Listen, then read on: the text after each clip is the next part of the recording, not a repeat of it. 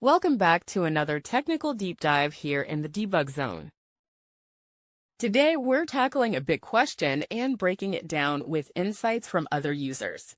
Hopefully, this clears up some misconceptions and helps you get the answer you need. So, buckle up, stay a little curious, and let's jump right in.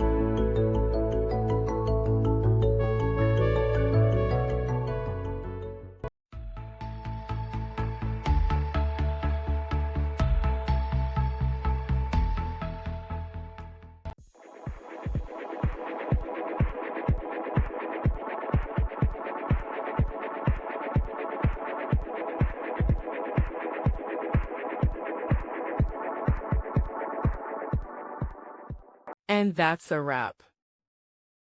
I hope you found the answer you were looking for. If you did, take a second to hit that subscribe button. It really helps out. And let me know in the comments which solution worked best for you. See you next time in the debug zone.